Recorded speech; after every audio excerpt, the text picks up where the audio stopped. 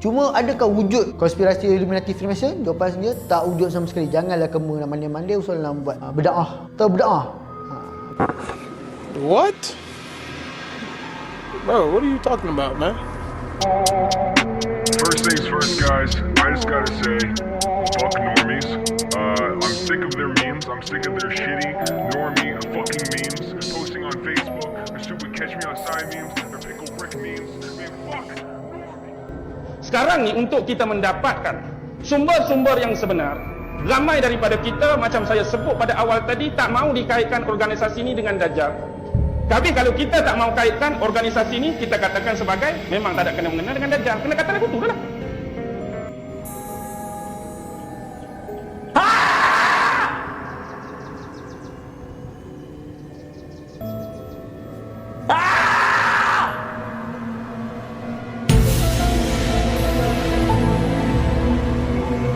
Hai guys, selamat datang ke channel Tenang Rokok. So hari ni aku nak borak mengenai topik yang sedikit kontroversi, iaitu teori konspirasi. So hari ni kita dapat tengok kat social media terdapat dua golongan yang sangat agresif apabila bersuara kalau terjadinya peristiwa-peristiwa pelik dan ganjil dekat dunia ni. So ada satu geng teori konspirasi, satu lagi geng yang menolak teori konspirasi. Sebelum aku pergi lebih jauh, aku nak ingatkan kat korang yang aku ni tidak berpihak pada mana-mana pendapat lah, dan aku hanya ingin kongsikan pendapat aku agar dapat jadikan pedoman kat korang semua. Okey, untuk pembuka episod kali ini, suka aku ingin kongsikan petikan daripada buku yang aku baca berjudul Zionism and the New World Order, dan ayatnya berbunyi, tidak mudah untuk kita menolak kajian mengenai perkara ini kerana terlampau banyak maklumat yang dihidangkan kepada kita dan kita tak tahu yang mana yang satu benar atau salah, menjadikan ianya tiada pembuktian. Kerana itulah misi konspirasi sebenar, menjadikan ia sebagai ilusi berselindung di sebalik kebenaran dan bayang-bayang. Ayat makrifat ni baik. So, jadi apa itu teori konspirasi ni? Aku pecahkan kepada dua bahagian, iaitu teori dan konspirasi. Dalam bahasa mudahnya, teori ni adalah satu idea untuk menerangkan sesuatu berdasarkan sandaran atau prinsip yang ditetapkan. Dan konspirasi ni bermaksud adalah salah satu perancangan rahsia atau kumpulan yang ingin menjalankan tugasan yang berbahaya dan melanggar undang-undang. Oh, macam ni Pacific Underground kan. Jadi, dua perkataan ini menjadikan definisinya seperti aku ambil daripada dictionary.com sebagai teori yang menolak satu penjelasan yang standard yang terjadi dalam satu-satu peristiwa dan menganggap bahawa terdapat satu perancangan rahsia yang dijalankan. Okay, dalam bahasa mudahnya, kita percaya benda yang terjadi ni ada benda yang kawal dia. Ayat semua ni level-level Cambridge kan. Aku ni universiti kedai kopi je.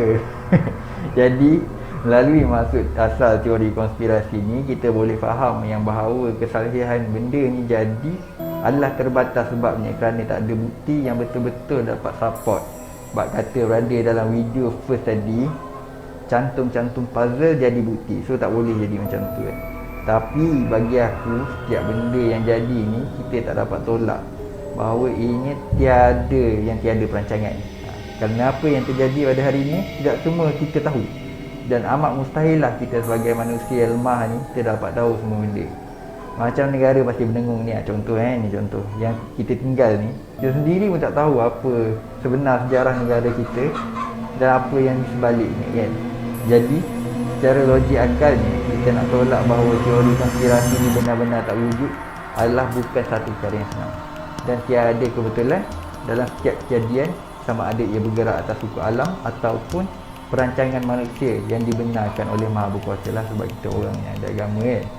Kalau kita nak katakan hanya teori yang betul, aku rasa dah banyak teori yang tercabar sama ada dalam bentuk ilmiah atau akidah. Contoh macam teori Darwin yang mengatakan manusia ni hanya wujud melalui evolusi organisma dan diringkaskan ke monyet hingga menjadi manusia. untuk memenuhi prinsip perubahan mengikut persekitaran. Sebagai Muslim, tak nak kita terpaksa tolak benda ni. Tapi kita masih belajar. Benda ni masih berada dalam silibus-silibus akademik. Di negara pasti berdengung.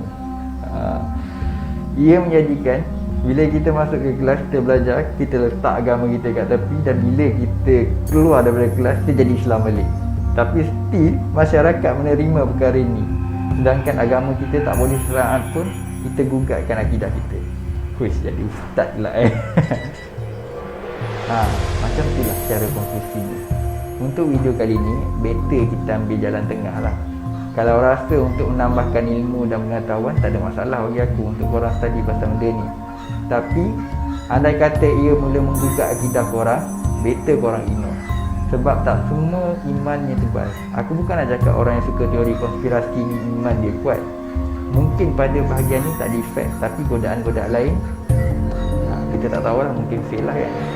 Jadi sehingga kita jumpa lagi dalam episod-episod yang akan datang. So jangan biarkan hidup anda dicelubungi oleh misteri. Jadi ada ke tak ada teori konspirasi ni? Jadi ada ke tak ada, depend pada korang untuk membuat penilaian. Ciao.